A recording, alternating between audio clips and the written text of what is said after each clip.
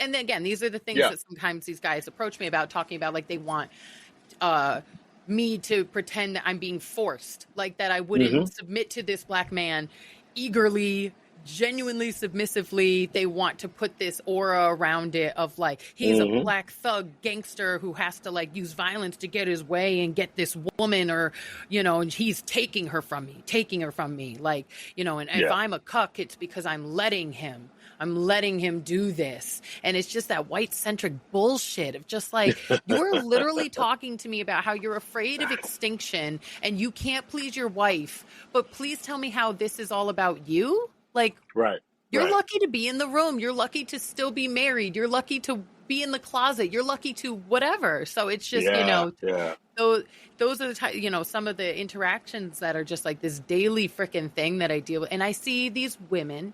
I'm curious about your opinion on that, and the influx of QoS findoms who may or may not have ever actually dated or had sex with a black man in their life, but they can be paid as a kink dispenser to hold up a BBC dildo and say all the you know, I'm training with this for my black thug this weekend. Like, did that come from an experience you had with a black man and that's what he wanted you to say? Or is this coming from you're trying to satisfy and work for these white boys and say exactly what they want you to say? You know, like, who knows? It could be good both. question. I don't know. This is one of the reasons I have this show, is because I want to talk to people who have different experiences than me, because I feel like I'm all over the board, you know, and I'm curious, you know? Yeah. You know, what's interesting is it keeps coming up here, and I think this is just a natural part of human behavior. Sometimes there's the things that you interact with or that come up when you enter the room, but there's also the things that you brought into the room before you got there.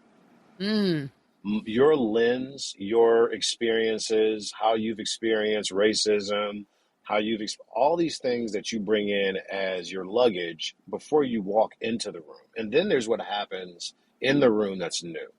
And it's really interesting to me. You can never divorce the luggage from, you know, we're all bringing some baggage in. But what's interesting about this, and I think this is a great subject for us, because we've laughed a couple of times about how we agree on so much. It's more exciting if you and I have a different opinion on something. And so like, this is like, so buckle up, listeners, because I don't disagree with what you're saying. There's nothing to disagree with.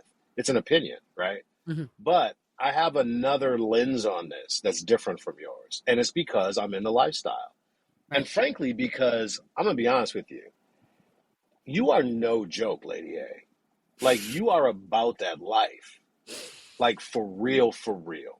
Okay? I am. Many of the things that I'm talking about, they're just toys in my toy box. And I take my toys out and I play with them and I put them back in the box. And then I go about my other life. Whereas you are in many ways living this ideologically anyway, 24/7. And so I'm going to talk as a guy who has a toy box and I pull stuff out. The thug thing that you were talking about, for instance, I totally understand where you're coming from, because what you're really asking is, what's going on with you? Are you really a racist, or are you playing with race? Because that's one of the big questions that this entire show is going to be about over and over, which is, do you, or can we even suss out the racism from race play? Because there's two different things. Racism is a systemic thing in society that causes oppression. Race play has play in it for a reason. It ain't oppressive. It actually should be consensual and fun.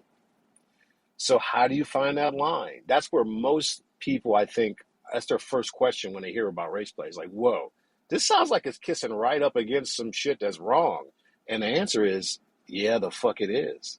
That's why it's also kinky and fun.